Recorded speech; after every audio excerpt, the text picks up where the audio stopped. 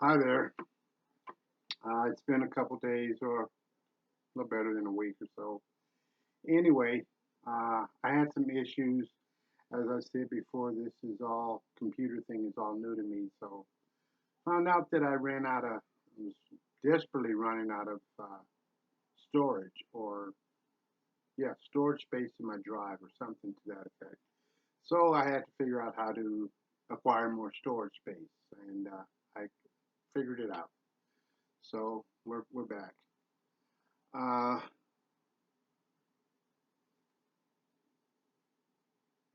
This video is going to be about basically trust your data. You've heard me use the phrase before, and I'm going to start with again, everything is my perspective. I'm going to start with we have a four body system we have here that we exist in here in the 3D. We have a physical body, a mental body, an emotional body, and a spiritual body. And each one of our bodies has its own consciousness. The conscious it has its own consciousness and imperatives. And the imperative of the physical body is to simply survive. It will do whatever it has to do to survive to the best of its ability. The emotional body, its imperative is to be loved and accepted by its primary group.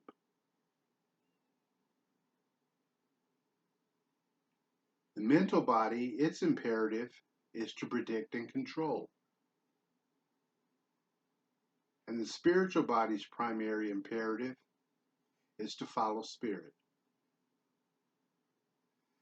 One of the things Hilarious talked about in the very beginning was follow spirit without hesitation. That's extremely hard to do, but that's the goal that one would strive to attain. Follow spirit without hesitation. Just do the next thing.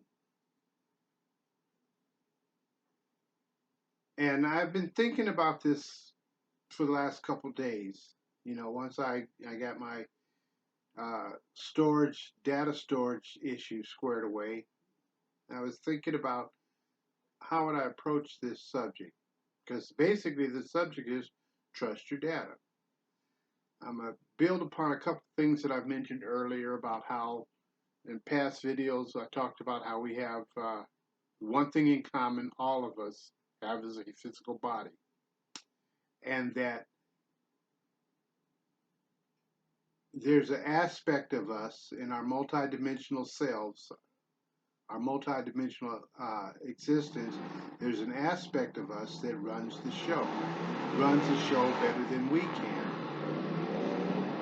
But we've been culturalized and brought up. Uh, this whole civilization is basically run by the mental body. And that is, the mental body gets its data from your five senses. So this whole thing here feels real, smells real, tastes real, sounds real, looks real.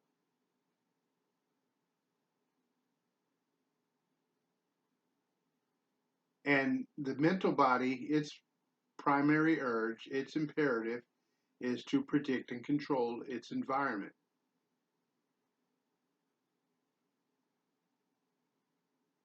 And anything outside of those filters that the mental body perceives its environment through, anything outside of those filters, it'll call BS on. We'll come up with all kinds of names and rationales to disavow something that doesn't fit the paradigm and the parameters that it operates in.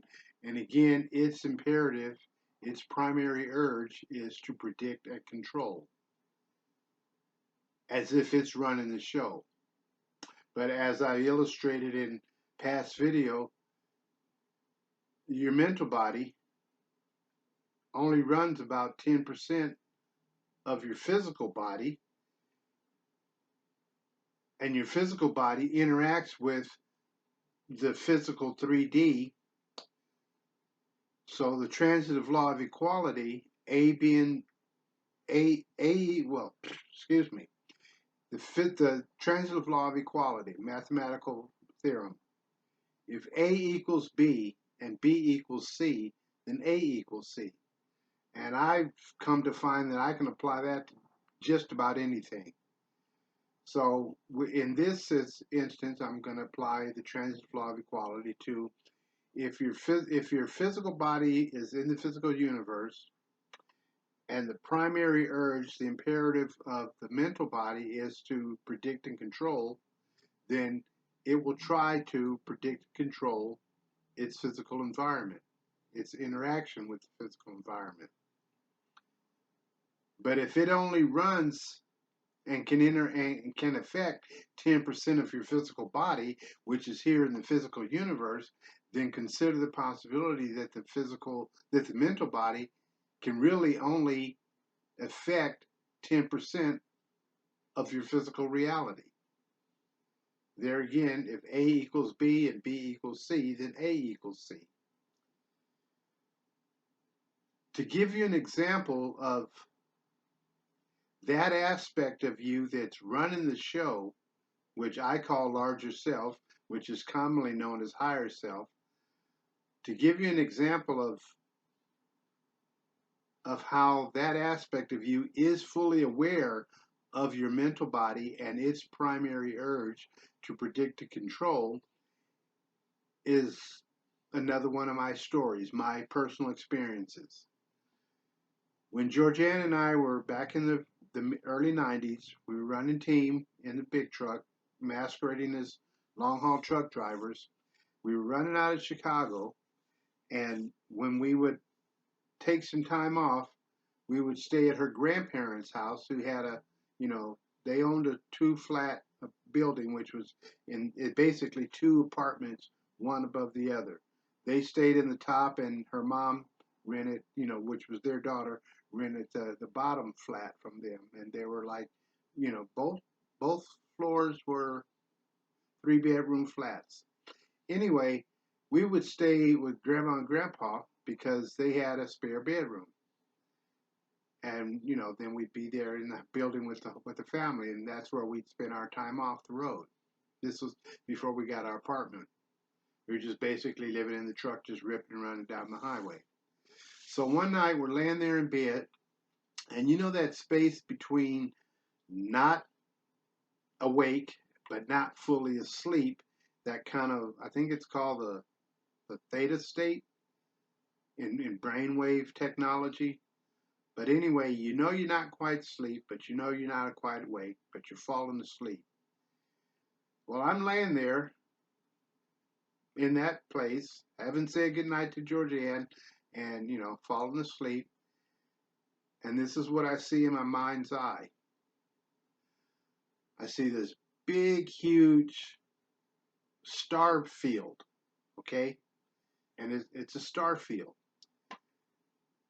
And there was, when you go to a mall and you see the directory, and it has all the different floors and all the stores and everything, and then the index below of what each store is, and it says on that, where at the whichever main door you walk into, it says you are here on that map that you're looking at, the directory of the mall says you are here.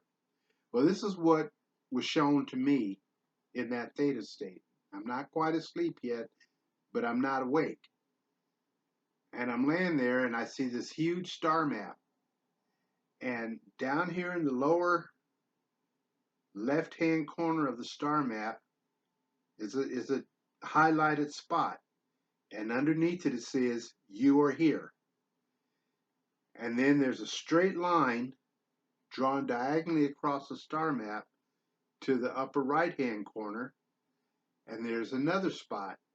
And that diagonal line has an arrow at the end of it, highlighting that's one little highlighted lit up spot. And that spot was labeled M116,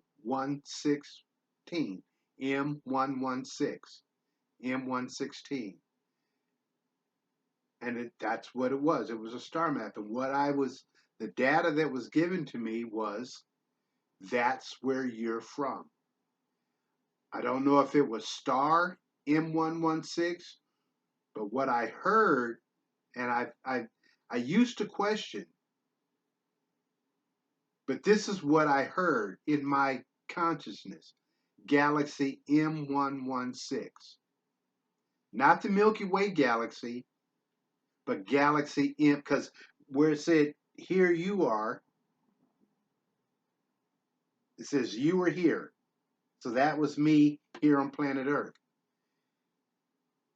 In that star map, in that star field, was highlighted M116. And what I heard or felt or just know in my knowing was not star M116, which I had questioned later, but then I realized, no, trust your data. There again, the title of this video, Trust Your Data. What I felt and knew in my knowing was Galaxy M116. And the message was, this is where you're originally from. You originally came into being and you were in Galaxy M116. And no, so I'm laying there and I got this data, and then here's the very next thing I heard. I heard it just as clear as I am talking to you. I heard it in my voice say to me, tell Georgianne right now before your mental body calls bullshit. That's exactly what I heard. Tell Georgianne right now before your mental body calls bullshit. In deconstructing that statement, that tells me that whoever is revealing this information to me is aware of the fact that I'm not my mental body, because they reference to my mental body as a part of me separate from me, the me that the information was being given to. And was aware of the fact that if I didn't immediately share that data, my mental body would call bullshit and discard it. So so I immediately, I had been following spirit. I've been, doing this long enough to just when something like that would happen, I would just act on it, follow spirit, and that's what Hilarious taught me: follow spirit without hesitation. So without hesitating, I just shook Georgianne and asked, "Are you awake?" She said, "Yeah," because we had just laid down. So she said, "Yeah." So I said, "Check this out." And so I shared that whole sequence with her. There again, trust your data, because my mental body, in its primary urge, would have totally discarded it, but it was true data given to me by a part of me, larger self, that knew that the me that it was talking to, revealing this information to, was me, but not my mental body. It just knew my mental body was there, and it knew what its primary urge was, and that this data would not and did not fit within the filters and the confines, the parameters of how the mental body operates with its primary urge to predict and control. So I'm going to use that as an example of trust your data. I've said before in videos that I don't call BS on anybody else because I don't have the authority to. There is no outside authority to tell me that anything that I say or experience isn't true. So conversely, I can't say that what your data is not true. What I would admonish you to do is trust your data.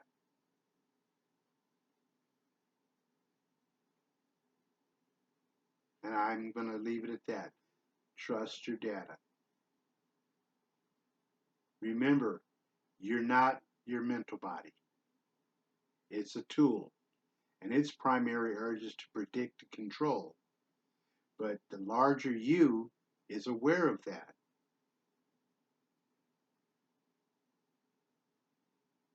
Okay, that's something to sit on for a while. All right, love you. Blessings on your journey.